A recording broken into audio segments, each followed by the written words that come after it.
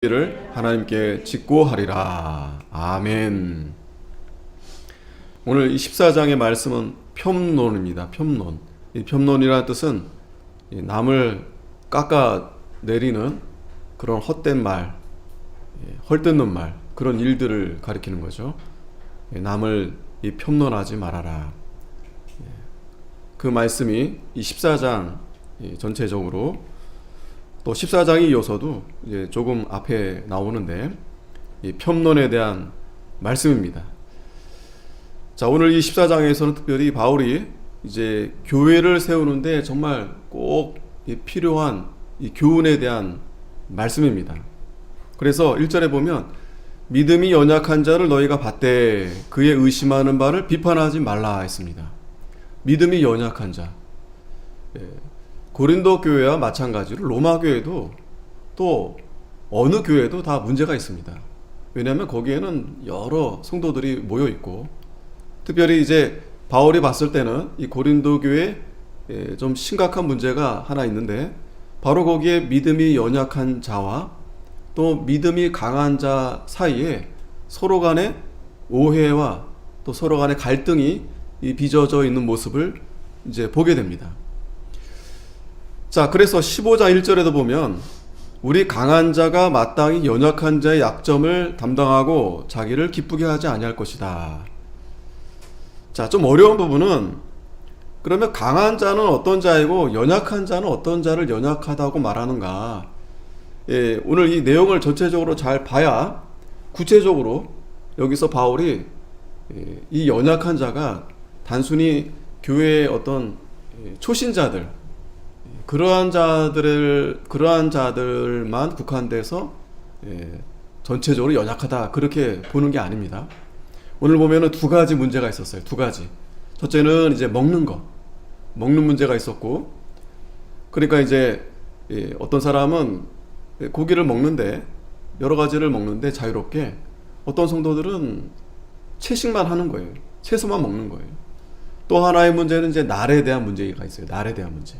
그러니까 정리해 보면 이 로마 교회 안에 유대인들이, 이제 거기 정통 유대인들이 예수님을 믿어서 그리스도인이 된 성도들이 있고, 또 한편에서는 이방인이 그리스도로 된 성도들이 이제 주로 크게 이제 보면 그렇게 이제 모여 있게 되는데, 우리가 사도행전에서도 보면 이제 이방인들이 그 할례의 문제에 대해서 예루살렘 공회에서 이제 분명하게 이제 네 가지 정하죠. 이제 할례에 대해서는 이제 더 이상 이제 이방인들에 대해서 받게 하지 말고, 뭐 받는다고 하면은 뭐 받을 수 있습니다. 그런데 할례를 꼭 반드시 받아야만 이제 구원을 얻는 문제는 아니다. 그러니까 할례를 받으면 이방인이 아니고 할례를 받지 않으면 이방인이다. 이제 더 이상 그렇지 않다는 거예요. 그러면서 우상의 제물을 먹지 말고, 또 피 먹지 말고, 음행하지 말고, 그런 문제들을 이제 정했어요. 자, 그러다 보니 지금 이제 정한 그 시기가 대략 한 주전 49년 정도 됐다고 합니다. 이 로마 교회 지금 이 시기적으로 한 10년 정도 지났지만, 여전히 정통 유대인들이 그리스도인으로 된 성도들 가운데서는 그 자기들의 그 습관을 유지하면서 이제 신앙생활을 하는 겁니다. 그러니까 그 말은 그들은 여전히 할례를 받고 있고, 또 받아야만 되고, 더 나아가서 먹는 거, 구약의 율법에 정해진 거 있죠. 그걸 그대로 먹어야 되고, 또 먹지 말아야 되는 것은 먹지 않는 것이 자기들의 그 신앙인 거예요. 반면에 이방인들은 그런 거 전혀 관계가 없어요. 관련이 없고, 또 바울이 그들에게 구약에 대한 율법을 또 가르치지 않았을 겁니다. 강조하지 않았을 겁니다. 왜? 그러한 의식적인 것들은 다 결국에는 이제 그리스도를 보여주는 거예요. 그리스도. 그러니까 이제는 그걸 행하는 것보다도 그리스도를 믿음으로 그 그림자가 이제 다 벗어지게 돼서, 이제 먹는 것도 그렇고, 이제 나를 지키는 것도 그렇고, 예수님을 믿음으로 이 믿음으로 해서 이제 그런 것이 다 벗겨지게 돼서 이제 좀 자유, 어느 정도 좀 자유 안에서 이제 그 이방인이 그리스도인 된 성도들은 그렇게 이제 교회 안에서 이제 생활하니까 이게 충돌이 일어나는 거예요. 충돌이. 어떻게 충돌이 일어나냐면, 자, 특별히 1절에서는 믿음이 연약한 자를 너희가 받으라고 했죠. 그러니까 이 믿음이 연약한 자들은 바울이 봤을 때 그 율법을 고수하는 자들이 믿음이 연약한 자로 이렇게 칭하는 겁니다. 그러니까 그들이 열심이 없는 게 아니에요. 그들이 신앙의 연조가 짧은 게 아닙니다. 그러나 바울이 봤을 때는 이 진리에 대한 깨달음이 이 부분에서 먹는 것에 대해서 또 날에 대해서 그 율법에 대한 그 진리를 아직까지 이 사람들이 잘 깨닫지 못한 가운데 있는 거예요. 그러나 반면에 믿음이 강한 자들은 분명히 이제 알고 있습니다. 하지만 여기서도 주의할 것은 믿음이 강하지만 그러나 1절에 분명히 뭐라 합니까? 연약한 자를 받아야 된다. 무슨 말이냐면 자기는 자유로워서 그것이 틀린 건 아닙니다. 그러니까 여기 믿음이 연약한 자도 틀린 건 아니에요. 그러니까 진리 문제가 아니에요. 진리 문제가 아닌데 믿음이 강한 자들이 여전히 그 율법을 고수하는 자들을 볼 때 참 연약해 보이잖아요. 하지만 그들을 잘 받아주라는 거예요. 온유함으로. 무시하지 말고. 그런 말씀이 이제 뒤에 이제 나오는 겁니다. 그래서 오늘의 논점은 뭐냐? 이 진리가 아닌 문제에 대해서. 그러니까 성경에서 이거 해라, 하지 말라가 아닌 그러한 부분에 대해서 이 성도들이 오늘날도 마찬가지죠. 이제 오늘날도 그런 문제들이 많습니다. 어떤 사람은 이제 앞에 이제 우리가 그러니까 믿음의 신앙 선배로부터 해온 그 습관이 있어서 그걸 고수해서 열심히 따라하는 성도들이 있어요. 그게 꼭 그렇게 해야만이 뭐 성경에 그렇게 하라 말씀이 없고 본인이 그렇게 함으로 해서 자기가 신앙을 더 이렇게 하려고 하는 모습입니다. 그런데 그런 사람들이 그렇지 않은 사람들을 볼 때 자기처럼 안 하니까 그 사람들을 좀 무시할 수 있어요. 업신여길 수 있어요. 그렇게 함부로 판단하지 말라는 거예요. 이 성경에 나와 있지 않는 부분에 대해서. 그건 자기가 자기 양심에 따라서 열심히 하는 건 하나님 앞에 하는 것이지.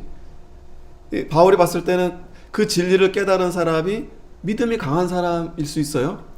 하지만 되려 그 믿음의 강함으로 해서 그 연약한 아직 깨닫지 못한 성도들을 이 진리 문제가 아닌데 그들을 넘어뜨리게 한다면 그게 죄다. 믿음이 강한 게 죄가 아니라 그것으로 인해서 다른 사람을 실족해 하는 게 죄다. 자, 그래서 이 교회 정말 로마 교회에서도 정말 실질적인 그런 문제점을 그걸 이제 들어서 이제 마지막 부분에 이제 성경에 이제 로마서에 기록이 되어 있는데 거의 마지막 부분이죠. 그래서 우리가 그러한 부분에 대해서 어떻게 우리가 바라보고 우리가 믿음을 잘 세워 나가야 될지를 오늘 잘 말씀해 주시는 겁니다. 자, 특별히 그의 의심하는 바를 비판하지 말라 그랬습니다. 비판하지 말아라. 그러니까 함부로 왜 저렇게 아직도 그렇게 할까? 그러니까 성경에 하라 하지 말라 그런 부분이 없는데 이 사람들은 할 수 없어요. 그 습관에 젖어 있어서 그게 선뜻 그게 쉽지가 않은 겁니다. 늘 안식일을 지켰고 토요일에 그리고 절기마다 그리고 여러 가지 그 음식들도 그렇게 그게 몸에 배어 있기 때문에 믿음이 강한 자들이 그러한 자들의 모습을 볼 때 그것을 비판하지 말라는 거예요. 비판하지 말라. 또 그들이 아무래도 정말 이제 바울을 어떻게 생각하냐면 갈등 중에 있는 거예요. 갈등. 그러니까 무슨 말이냐면 이 사람들이 유대인이었지만 예수님을 믿음으로 해서 그리스도인이 됐잖아요. 근데 마음에 아직 의심이 일어나는 거예요. 그러니까 그 전통과 그 습관들을 버려야 되는데 그걸 버리지 못하고 갈팡질팡하는 가운데 있는 겁니다. 그러한 모습을 이제 옆에서 믿음이 강한 자들이 볼 때 함부로 비판하지 말라는 거예요. 정죄하지 말라는 거예요. 편론하지 말라는 거예요. 우리 교회에서도 충분히 그러한 모습들이 나타날 수 있습니다. 예. 자, 그래서 그러한 가운데 있을 때 2절에 어떤 사람은 모든 것을 먹을 만한 믿음이 있고 연약한 자는 채소를 먹느니라. 자, 어떤 사람은 바로 뭐 이방인이든 유대인이든 이제 믿음이 강한 자들을 이제 말하는 거죠. 모든 것을 먹을 만한 믿음이 있다 그랬어요. 왜? 이제 율법을 떠나서 이들은 예수 그리스도를 참으로 믿음으로 해서 그 자유를 얻은 겁니다. 다 먹을 수 있어요. 굳이 물어볼 필요 없습니다. 하지만 이제 바울은 고린도 전서에도 말씀했지만 굳이 우상의 제물을 남들 다 보는데 일부러 먹을 필요는 없죠. 사다가.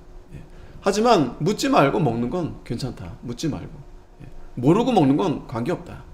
그러나 일부러 또 아니면 습관에 젖어서, 근데 이 어떤 사람들은 이제 믿음이 어느 정도 이제 잘 자라나고 또 깨달은 거죠. 바로 깨달은 거죠. 이제 이럴 때 먹을 만한 믿음이 있는 겁니다. 하지만 연약한 자는 채소를 먹느니라. 여전히 그게 참 어렵습니다. 너무나 어려운 거예요. 그 습관이라는 것이 참 무섭습니다. 참 무서워요. 제가 갑자기 그 일화가 생각이 안 나는데, 정말 너무나 단순한 행동인데, 가령 이제 한 발짝 뒤로 물러난다든지, 이제 그 정도만 하더라도 어떤 그런 상황에서 아주 지혜롭게 이제 해결될 수 있는 문제인데, 그 한 발짝을 못 떼는 거예요. 한 발짝. 그 한 발짝 떼면 큰일 날까봐. 그게 이제 성경에 그렇게 두 발짝을 떼라, 세 발짝을 떼라, 이제 그런 게 없습니다. 근데 유대인들이 그 율법으로 그걸 조항으로 딱 정해놓은 거죠. 안식일에는 몇 발짝, 몇 걸음 이상 걸으면 안 된다. 심지어는 지금도요, 유대인들은 안식일에 토요일날 엘리베이터, 그러니까 전기조차도 쓰면 안 되는 거예요. 전기조차도. 그러니까 이러한 모습들이 참 그들이 신앙의 연조가 짧은 게 아닙니다. 하지만 이 진리에 대한 그 깨달음이 좀 연약한 거죠. 믿음이 없는 건 아니에요. 이러한 자들은 여전히 이 채소를 먹는다는 거예요. 그러나 연약하다고 해서 이들이 구원을 얻지 못하는 게 아니에요. 바울은 그러한 연약함이 꼭 잘못이다라고 말하지 않습니다. 잘못이다라 말하지 않아요. 그 연약한 모습도 인정해 주는 겁니다. 또한 바울은 좀 기다려 주는 거예요. 기다려 주는 겁니다. 이제 특별히 이제 강한 자들이 믿음이 있다 한다면 이들을 잘 품어줘야 된다. 기다려 줘야 된다. 왜냐하면 바울 자체가 유대인이었었기 때문에 그 유대인들을 충분히 공감하는 겁니다. 만약에 바울이 이방인이었다가 그렇게 사도가 됐다면 이 연약한 자들 가만 안 뒀을 거예요. 아직도 정신 못 차린다 그러고. 하지만 바울은 충분히 공감이 되는 거예요. 왜? 자기도 유대인이었거든요. 그 믿음이라는 것이 하나님의 선물이고 깨닫는다는 것이 하나님이 은혜를 주셔야 깨닫게 되는 거예요. 물론 자기도 사모하는 마음도 있어야 되겠지만 지금 연약한 자들이 덜 사모해서 연약한 가운데 있는 게 아니에요. 그러니까 바울이 좀 충분한 그러한 어떤 시각적으로 볼 때 이들도 하나님을 사랑하는 자들이고 단지 아직까지 그 전통이나 그 습관에 얽매여 있어서 그걸 이제 해결하지 못한 가운데 있는데, 근데 그것은 누가 시켜서 되는 문제가 아니다. 강제로 되는 문제가 아니다. 하나님의 은혜로 어느 시간이 되면 이들도 분명히 하나님 앞에 나올 것이다. 왜? 믿음은 예수 그리스도를 믿는 것이 믿음이지 어떤 인간의 행함이나 의지로 되는 것이 아니기 때문에 바울 스스로도 자신이 그런 걸 체험했고 또 그렇게 깨달았기 때문에 단지 이러한 일로 인해서 이 연약한 부패성이 있는 인간들의 모임 가운데서는 항상 갈등이 일어날 수 있다. 나와 다르다는 것에 대해서, 틀린 건 아닌데 다르다는 것에 대해서 오해하면 안 됩니다. 지금 여기서는 이 진리냐 아니냐 그걸 말씀하시는 게 아니에요. 바울은 분명히 진리가 아닌 것에 대해서는 싸우고 거부합니다. 여기서는 이 진리 문제가 아닌 것들에 대해서, 성경에 이거 해라 하지 말라가 아닌 그것에 대해서 이제 설명하는 거예요. 자, 그래서 골로새서 2장 14절에 보면 우리를 거스리고 우리를 대적하는 의문에 쓴 증서를 도말하시고 제하여 버리사 십자가에 못 박으시고 정사와 권세를 벗어버려 밝히 드러내시고 십자가로 승리하셨느니라. 그러므로 먹고 마시는 것과 절기나 월삭이나 안식일을 인하여 누구든지 너희를 편론하지 못하게 하라. 이것들은 장래일의 그림자이나 몸은 그리스도의 것이다. 그런 일로 이제 먹는 거, 또 날에 대한 문제 더 이상 편론하지 말라는 거, 편론하지 말아라. 다 그림자다. 자, 그런데 3절에 먹는 자는 먹지 않는 자를 업신여기지 말고, 업신여긴다는 거죠. 그러니까 자유롭게 이렇게 먹고 있는데 먹지 않는 자들이 있어요. 자기들은 이제 그거 안 먹겠다. 성경에서 먹으라는 것만 먹겠다. 율법에서 먹으라는 것만 먹겠다. 이런 자들이 있습니다. 그런 자들을 업신여기지 말라는 거예요. 야, 쟤네들은 아직도 덜 깨달았다. 참 한심하다. 왜 저러고 있나? 그렇게 업신여기지 말라는 거예요. 또 먹지 못하는 자는 먹는 자를 판단하지 마라. 자, 반대로 이 정통을 고수하는, 이 습관을 고수하는 자들은 그 자유롭게 보이는 자들에 대해서 저들이 왜 율법을 지키지 않지? 하면서 판단할 수 있잖아요. 판단이란 말은 이제 정죄하는 거예요. 하나님 앞에 저들은 죄를 짓는 거다. 둘 다 하지 말라는 거예요. 이는 하나님이 저를 받으셨다. 먹는 자나 먹지 않는 자나 지키는 자나 그 날에 대해서 다 믿음이 연약한 자나 믿음이 강한 자나 하나님이 다 받으셨다는 거예요. 하나님 다 받으셨다. 그래서 남의 하인을 판단하는 너는 누구뇨? 그 섰는 것이나 넘어지는 것이 제 주인에게 있음에 저가 세움을 받으리니 이는 저를 세우시는 권능이 주께 있음이니라. 서로 판단하지 말라는 거예요. 믿음이 강한 자는 연약한 자들을 무시하지 말고, 또 연약한 자들은 강한 자를 볼 때 판단하지 말라, 정죄하지 말라는 거예요. 왜? 주님이 판단하실 수 있고 또 주님이 세우신다라는 거예요. 주님이 세우신다라는 거예요. 주님이 세우신다. 믿음이 강한 자도 주님이 세우신 거지 자기가 스스로 깨달은 게 아니다라는 거예요. 예? 그러니까 우리가 착각하는 게 뭐냐면, 그렇지 않은 성도들을 볼 때 내가 스스로 열심히 이렇게 하고 또 사모하니 내가 이렇게 자라났다 생각하는 겁니다. 물론 자라나야 되는데 그것은 순전히 주님이 세우신 거다라는 거예요. 아무리 열심히 해도 주님이 세우지 않으면 세워지지 않아요. 그래서 고린도전서 10장에 손줄로 알거든 넘어질까 조심하라는 거예요. 믿음이 강한 자들이 다 좋은데 조심해야 될 게 무엇이냐면 교만한 마음이 들어온다는 거예요. 교만한 마음. 믿음이 연약한 자들을 볼 때마다, 또 믿음이 연약한 자들도 마찬가지입니다. 주님이 언젠가 세우신다는 거예요. 주님이 아직 그러니까 마치 그런 성도들이 있어요. 아직 우리가 볼 때 좀 뭔가 좀 부족하다 이렇게 보이는 성도들이 더러 있습니다. 하지만 그러한 성도들을 위해서 우리가 기도해주고, 또 우리는 주님이 그들을 좀 잘 세워주시기를 그렇게 간절한 마음으로, 우리도 뭔가 필요하면 좀 도와주고 또 그들을 잘 건면해야 되지, 우리가 마치 어떤 심판대에 있는 자처럼 막 정죄한다거나 막 판단한다거나 그렇게 하면 막 저주받을 겁니다. 막 이러면 안 된다는 거예요. 이러면 안 된다는 거예요. 저도 그런 부분에 상당히 조심합니다. 아무리 물론 이제 하나님의 종이라 말씀을 전하지만 함부로 그렇게 하지 못합니다. 기도를 정말 많이 해야 되고. 자, 그래서 주님이 세우신다. 또 세우시는 권능이 주님께 있다는 거예요. 열심히 하는 사람, 잘하는 사람, 믿음이 강한 사람이 세우는 게 아니라, 교회는 정말 그렇습니다. 교회는 이 사람이 어떤 방법으로 의지대로 되지 않아요. 그런데 그걸 억지로 그렇게 조장합니다. 억지로 어떤 방법을 써가지고 그걸 사람들을 이렇게 유도합니다. 자, 그렇게 됐을 때 사람들이 거기에 어느 정도 순응할 수 있어요. 사람들이 좀 많이 모일 수 있고, 또 거기에 어떤 열심을 또 같이 동참할 수 있고. 근데 문제는 이 바울이 우려하는 게 거기에 있어요. 문제는 주님이 세우셔서 그렇게 돼야 되는데 그렇지 않으면 알 수 없어요. 또 우려가 됩니다.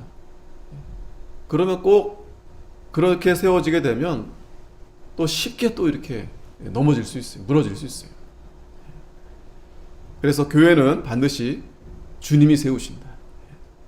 좀 약한 가운데 있다 하더라도 무너지지 않습니다. 왜? 반석 위에 세워 있기 때문에 한두 사람 있다 할지라도 하나님이 견고하게 세우세요. 지금까지 역사를 보더라도요, 막 다수가 우르르 해가지고 교회가 세워진 게 아닙니다. 진리가 세워진 게 아닙니다. 다 보면은, 시험 때 보면은 다 도망가요. 다 도망갑니다. 다. 뭐 큰 교회가 제일 먼저 앞서서 손 들고, 왜 그럴 수밖에 없죠. 너무 덩치가 커지니까 어떤 그런 핍박이나 어려움이 들어올 때 참 그게 쉽지가 않아요. 쉽지가 않습니다. 그러나 뭐 크든지 많든지 적든지 진리에 서 있는 그러한 교회, 그러한 성도는 흔들리지 않아요. 그게 중요한 거다. 그게. 그러니까 본질적인 걸 얘기하는 겁니다. 본질적인 문제. 본질적인 문제를 지금 바울이 그 교회가 어떻게 바로 서야 되는지에 대한 지금 설명을 하는 거예요. 엉뚱한 걸로 교회가 싸우거든요. 지금도 마찬가지예요.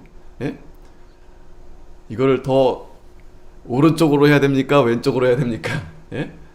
뭘 빼야 되겠습니까? 더 해야 되겠습니까? 또 심지어는 밥을 먹어야 됩니까? 먹지 말아야 됩니까? 뭐 별 문제로 그럴 수밖에 없어요. 사람들이 다 다르니까 다 달라요. 다 다릅니다. A, B, C, D가 있으면 다 똑같이 하나 다 좋아할 수 없어요. 어떤 사람은 D, 어떤 사람은 난 그것도 싫다. 다 다릅니다. 다 다릅니다. 그러니까 그런 본질적인 문제가 아닌 거 가지고 제발 좀 서로 싸우고 다투지 말라는 거예요. 이게 지금 로마 교회, 지금 초대교회에 지금 일어난 상황입니다. 일어난 상황. 오늘날에는 더 심하면 심했지, 더 많으면 많았지, 그죠? 별것도 아닌 거 가지고, 별것도 아닌 거 가지고. 왜 오늘 점심은 국수를 하냐? 왜 오늘 점심은 밥을 하냐? 그 예전에 저 교회 있을 때는 그래서 교인들이 그 결정을 목사님이 먹자 하는 걸로 먹는 걸로. 안 그러면 막 그냥 오늘 왜 누가 이렇게 하자고 여전도에서 했냐? 남전도에서 했냐? 막 난리가 나는 거예요. 어떤 장로님이 했냐? 왜 국수가 난 좋은데 왜 다 일장일단이 있어요. 그러니까 목사님이 이제 결정하신 대로 하자. 그거면 그 정도면 또 사실 굉장히 은혜로운 거예요, 그죠? 근데 또 목사님이 또 왜 그것만 하시냐? 그럼 또 한 주일은 또 국수, 한 주일은 밥. 에이, 이것저것 다 필요 없다 그냥 우린. 그냥 도시락 싸우자. 도시락으로 먹자. 점심 안 한다. 또 어떤 데는 또 차량 운행 하냐 안 하냐 막. 하여튼 그런 문제들이 상당히 많아요, 교회 안에. 이제 지혜롭게 잘 해야 되는데 바울이 오늘 말씀에 그거 다 없애라, 그런 말씀이 아닙니다.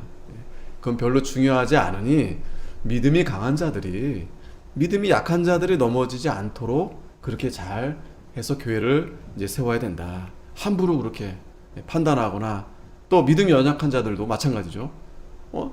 자기가 깨달은 거 가지고 다른 사람이 깨달은 거를 막 비판하고 그거 아니다. 그게 꼭 구원, 그러니까 진리 문제에서 틀리지 않아요.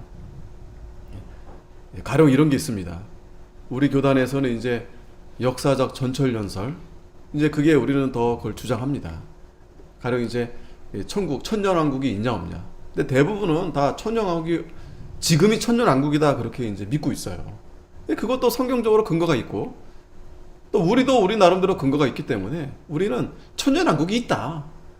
반드시 주님이 오시면 우린 천년왕국, 천년 동안 여기서 이 세상에서, 그러니까 천년왕국 세상, 새롭게 새하늘과 새 땅에서 우리는 왕 노릇한다. 그때는 이제 안 믿는 자들의 우리가 이제 주인이 되는 거죠. 지금은 이제 반대로 이 세상이 우리를 지배하지만 우리가 억울하잖아요. 뭐 그래서라기보다도 어떤 하나님은 우리에 대한 그 보상으로 이제 그 역전되는, 그냥 안 믿는 자들 그냥 지옥에 그냥 보내버리고 끝내는 게 아니라 그래도 천년은 우리가 주인이 되는, 그들보다 우리가 주인이 되는. 예? 그게 뭐 상상의 얘기가 아니라 성경에 그러한 근거가 있고, 또 천년이란 말이 있고, 또 에덴 동산이 분명히 있었잖아요. 존재했잖아요. 그런데 이제 무천년주의를 주장하시는 분들은 이제 그 천년이라는 것을 이제 이단들이 지나치게 그걸 잘못 인용을 하고, 또 세대주의적 전천연설이 있어요. 세대주의적. 그러니까 이걸 세대로 보고, 그러니까 잘못된 해석으로 천년왕국을 보고, 또 성경에서는 또 자기들이 또 어떤 이렇게 논리로 보니까, 또 말씀을 보니까 그냥 그런 거 없다. 그냥 뭐 천년왕국 갔다가 또 영원한 천국 가는 게 아니라 그냥 한번 죽으면 지옥 가고 한번 죽으면 천국 가고 그리고 끝이다. 예? 뭐 그것도 뭐 이제 뭐 논리가 있죠. 하지만 우리는 이제 천년왕국 역사적 전천연설을 더 이제 믿는데, 그렇다고 해서 무천년 믿는 사람들은 더 좋은 천국 가고 우리는 뭐 덜 가, 그런 거 아니다라는 거예요. 그런 문제가 아닌데 서로 잘못됐다. 예? 그러니까 이 성경에 정확하지 않은 부분들, 그래 가지고 이제 그럴 필요 없다. 이러한 부분들은 이제 뒤에 나오지만, 양심에 대한 문제, 신앙 양심에 대한 문제, 이제 그런 부분인데 계속 보도록 하겠습니다.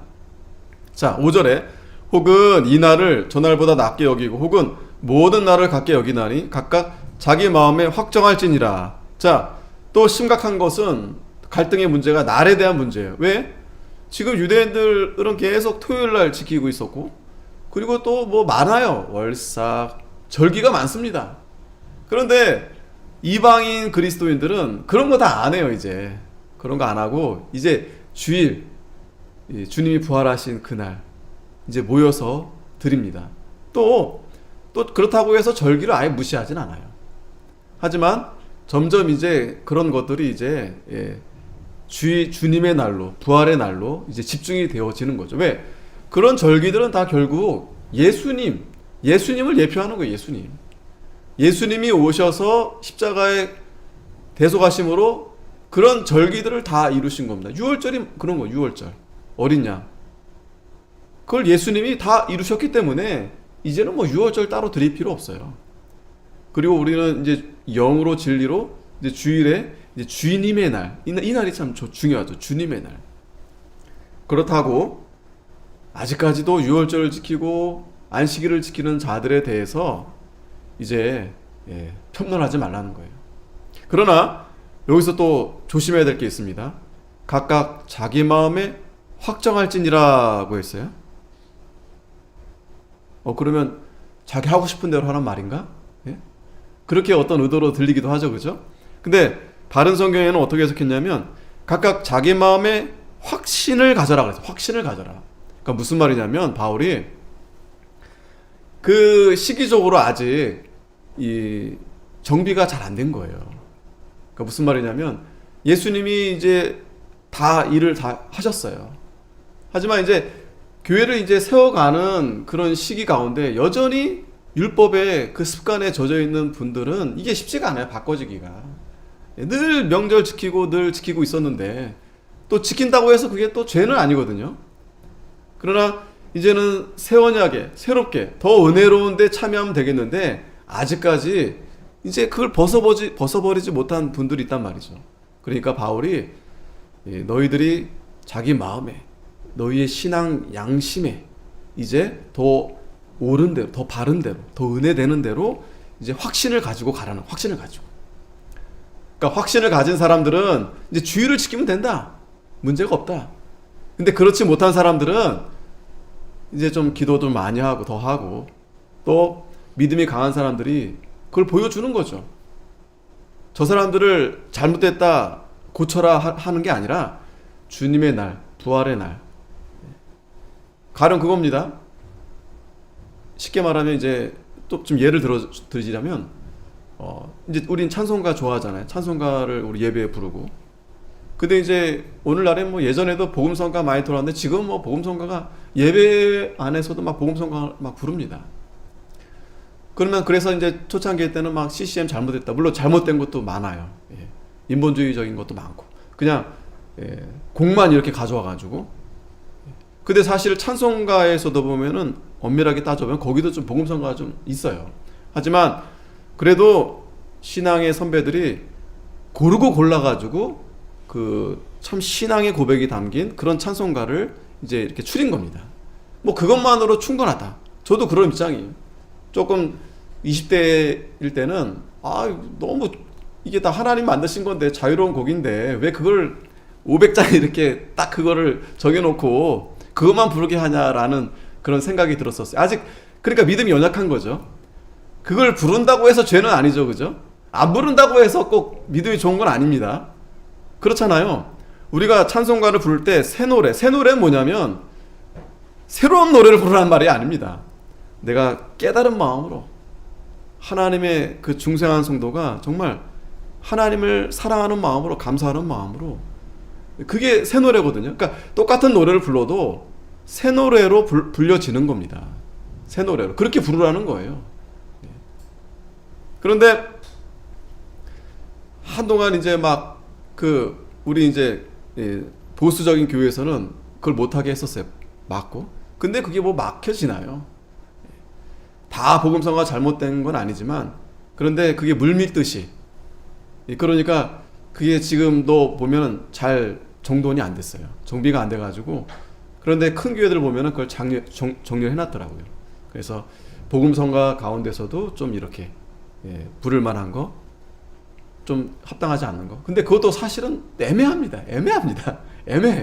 애매해. 예? 하지만 제가 느낀 건 뭐냐면 또 저뿐만 아니라 우리 여러 목사님들이나 또 성도들 가운데서도 또 유튜브에 제가 찬송가를 쭉 들어보면은 그런 고백들을 많이 해요. 역시 찬송가다. 역시 옛날 찬송가다. 또 어떤 분들은 왜 요즘 옛날 찬송가를 안 부르지 모르겠다. 다 뭐 새 찬송가 부르고 또 새로운 노래 다 거기 젖어 있으니까. 물론 일리가 있어요. 그분들이 논리는 이 세대가, 젊은이들이 어떤 그런 좋아하는 것이 있기 때문에 거기 맞춰줘야 된다. 뭐 그것도 뭐 틀리진 않지만, 그런데 결국에는 우리가 찬송을 부른 자세가 되어 있어야 되고, 그리고 정말 우리가 신앙이, 그러니까 꼭 옛날 찬송가만 고수해서 그 사람이 믿음이 좋다라기보다도 그걸 찾게 된다라는 거예요. 그게 이제 뭐 굳이 말을 안 해도 거기에 더 깊은 감동과 깊은 은혜를 깨닫게 된다라는 거예요. 그게 만약에 이제 믿음이 강한 자로 이제 표현하게 된다면, 그렇지 못한 사람들에 대해서 막 정죄할 필요 없다는 거예요. 정죄할 필요 없다. 그들도 이제 부르다 보면은 결국 돌아오게 돼 있어요. 그래서 예전에 우리 스승 목사님 중에 그 신학교 교수님 중에 하나가, 그분도 이제 저기 그 총공회에서 나오신 목사님인데 지금도 연로하신 그 목사님이 되시는데, 그분은 어떻게 성도들한테 교육을 하냐면, 그 잘못된 거, 틀린 거, 그것도 물론 뭐 얘기해 주는 거 중요하지만 이 좋은 것에 대해서 내가 얼마나 이게 좋고 얼마나 이게 은혜가 되고 그러면 된다는 거예요. 그러면 성도들한테 이게 너무 좋고, 뭐 말로만 표현한 게 아니라 진짜 내가 이걸 은혜 받고 내가 은혜 받아서 그 찬송을 부르면 알게 된다라는 거예요. 굳이 나쁜 걸 얘기할 필요 없이. 그렇게 하다 보면 교인들도 비교가 되는 거예요. 그죠? 왜냐면 유행가 같아요. 복음성가가 이게 한참 이게 떴다가 또 지나갑니다. 왜? 그 세대에 맞췄기 때문에 그래요. 유행가 같이. 근데 찬송가는 유행가가 아니잖아요. 옛날에 불러도 지금 불러도 이게 오히려 더 부르면 부를수록 더 이렇게 은혜가 되는데, 이제 그걸 말하는 거예요, 바울이. 기다려주라는 거예요. 그들을 잘 받아주라는 거예요. 자기 마음에 확정할지라는 건 뭐냐면 확신을 가지라는, 확신을 가지라는 거예요. 확신을. 신앙 양심을 비춰서 주의를 내가 잘 지키는 것이 이게 믿음이다. 그렇게 확신을 가지고 지키라는 거예요. 먹는 것도 마찬가지입니다. 그렇게 믿고서 해야지, 그렇지 않은 사람들에 대해서 뭐 하지 말라는 거예요.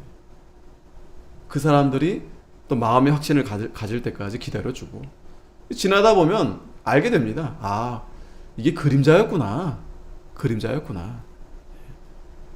그래서 6절에도 보면 나를 중히 여기는 자도 주를 위하여 중히 여기고 먹는 자도 주를 위하여 먹으니 이는 하나님께 감사하며 먹지 않는 자도 주를 위하여 먹지 아니하며 하나님께 감사하느니라. 자, 그 확신은 6절에 또 다시 말합니다. 그 확신은 뭐냐면 주를 위하여 하는 것에 대해서 말하는 거예요. 주를 위해서. 내가 나를 중히 여기는 자도 주를 위하여, 또 먹는 자도 주를 위하여, 그렇게 되면 하나님께 감사하게 되고, 또 먹지 않는 자도 주를 위하여 먹지 아니하기 때문에 하나님께 감사한다는 거예요. 그러니까 본질은 그거예요. 그거 중심은 먹든지 먹지 아니하든지, 그러니까 주님을 위해서 하기 때문에 주님을 위해서 하는 것에 대해서 이제 좀 믿음이 연약한 자들이 하는 모습들, 이제 그런 것을 너무 그렇게 비판하거나 정죄하지 말라. 반대로도 마찬가지예요. 그러니까 주님을 위해 하느냐 하지 않느냐, 그게 중요하다는 거예요. 그게 거기에 확신을 가지라는 거예요. 거기에 확신을 가지라. 그러니까 바울은 여기서 그러면 그 여러 나를 지키는 사람들도 이제 주님을 위해 살 텐데 뭐 그걸 다 인정하는 거냐? 바울이 그러면 그러니까 주일을 그럼 뭐 주일도 지키고 뭐 다 지키라고 하는 말이냐? 그 말이 아닙니다. 자, 보세요. 계속해서 7절에 보면 우리 중에 누구든지 자기를 위하여 사는 자가 없고 자기를 위하여 죽는 자가 없도다. 우리가 살아도 주를 위하여 살고 죽어도 주를 위하여 죽나니 그러므로 사나 죽으나 우리가 주의 것이로라. 주의 것이로라. 그리고 이를 위해서 그리스도께서 죽었다가 다시 살아셨으니 곧 죽은 자와 산 자의 주가 되려 하심이니라. 그러니까 주를 위해 해야 한다는, 주를 위하여. 그리고 예수님이 십자가에 죽으신 것은 우리를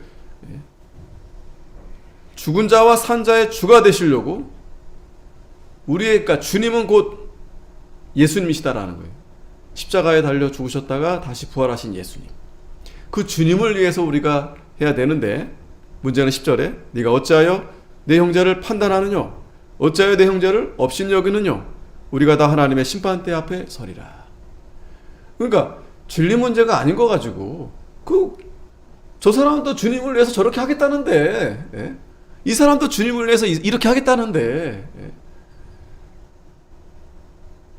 지금은 좀 약간 달라 보이지만 바울은 분명히 이 믿음이 강한 자들 편에 봤을 때 분명히 저들도 이렇게 돌아올 거다. 그러니까 믿음이 강한 자들이 기다려주고 잘 이렇게 건면해 줘야지, 거기서 싸우고 갈등을 일으키고 편론하고 업신여기고 이러면 그거 자체가 하나님 앞에 죄가 된다. 또 자, 그런 모습이 비춰지는 이유가 있습니다. 주님을 위한 것이 아니기 때문에 그래요. 자기를 위했기 때문에 그래서 다른 사람을 편론하는 겁니다. 진짜 주님을 위한 거라면 저 연약한 자들에 대해서 참 불쌍한 마음이 나타나는 거죠. 그렇지 않고 자기를 위한 사람들은 단번에 얼굴이 막 그냥 막 깔아봅니다. 깔아봐요. 한심하다. 너 그렇게 해서 구원 받겠냐? 너 아직도 멀었다. 참 언제까지 너 그럴래? 언제까지 그럴래? 그러면 안 된다는 거예요. 그래서 그 사람에게 상처를 주고, 그러면 그 상처를 받으면 교회 나오겠습니까? 예? 보면은 상처받은 사람들이요, 교회를 떠난 사람들이요, 보면은 다 그런 마음들이 있어요. 아무개가 누구가 나한테 이렇게 상처를 줬다, 그런 마음들이 다 있어요. 근데 그게요, 저도 조심하지만 우리도 모르는 사이에 그렇게 비춰질 수가 있어요. 그래서 조심해야 됩니다. 정말 조심해야 됩니다. 그러니까 그런 말을, 근데 우리가 사랑으로 하고 싶죠. 건면해주고 싶죠. 예? 그건 정말 그런 마음은 충분히 이해되겠는데, 근데 먼저 자신을 돌아봐야 됩니다. 나는 그러면 온전한가? 그렇다고 말을 하지 말라는 얘기가 아닙니다. 기도를 많이 해주고, 그러니까 기도를 많이 해줘야 돼요. 먼저 내가 말 한마디 하기 전에 저분에 대해서 기도를 많이 해주고, 그리고 어느 정도 시간이 지나면서 그분을 내가 이렇게 사랑을 해주면, 먼저 이게 접근이 중요해요. 사랑이 된 상태에서는 어느 정도 말해주면 알아듣습니다. 예? 아, 이 사람이 나를 사랑하니까 이렇게 말해 충고를 해주는 거구나. 근데요, 대부분은 그런 거 없어요. 물론 그렇게 잘하시는 분들도 많지만 그런 순서 없이 그냥 예? 자기가 먼저 앞서는 거예요. 자기가 내가 너 사랑하니까 내가 너라고 하기보다 내가 집사님 내가 위해서 해주는 말이에요 막 이러면서 다른 사람 이런 말 안 해줘요. 물론 그 사람이 믿음이 좋으면 그걸 잘 받아들이죠. 그런데 참 재밌는 거는요, 목사님들도 힘들어요. 목사님들도 어떤 목사님이 그런 얘기해주면 어이, 저도 그런 마음이 가끔 들더라고요. 물론 저도 부족하지만 내가 참 부족하구나.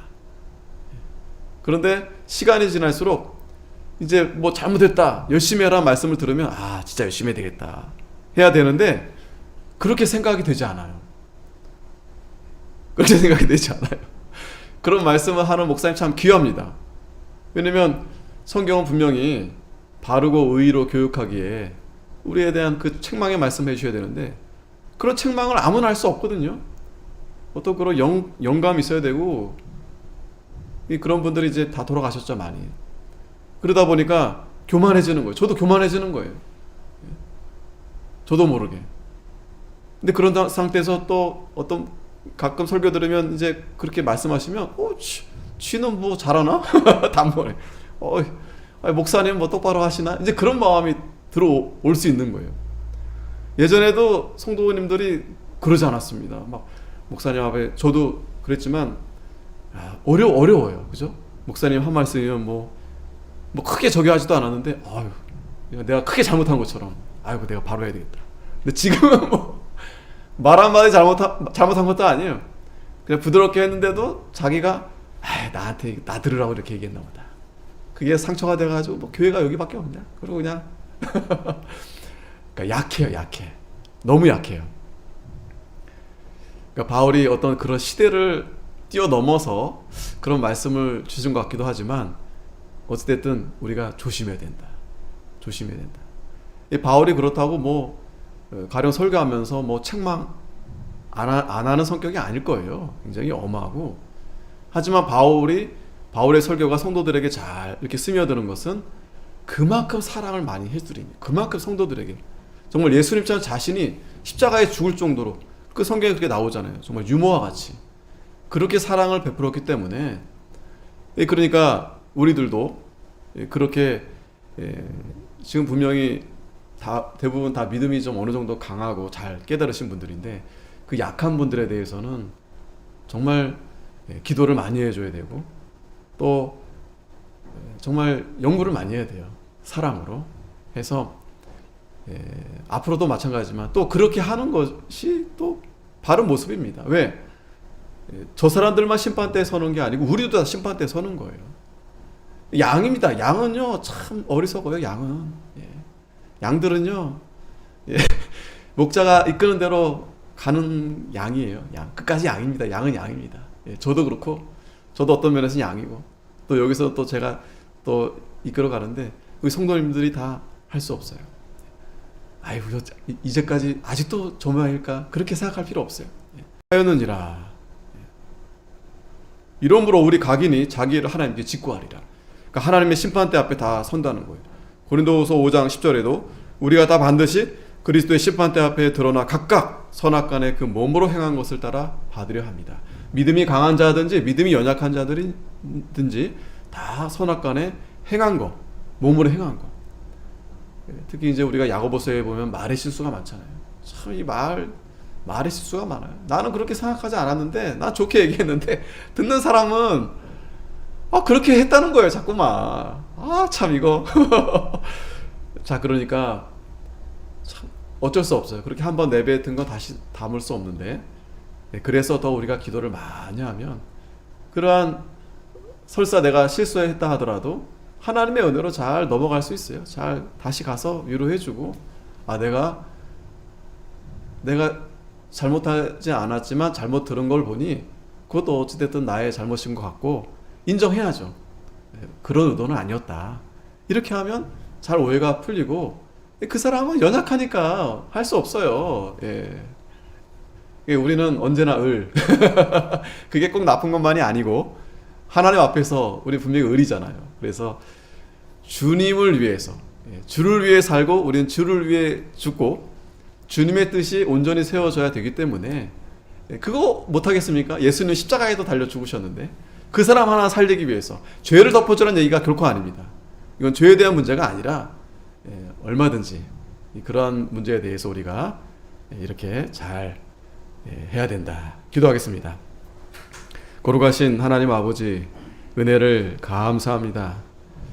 참 교회 안에 이 로마 교회처럼 이런 문제들이 참 다반사인데 하나님, 오늘 말씀을 통해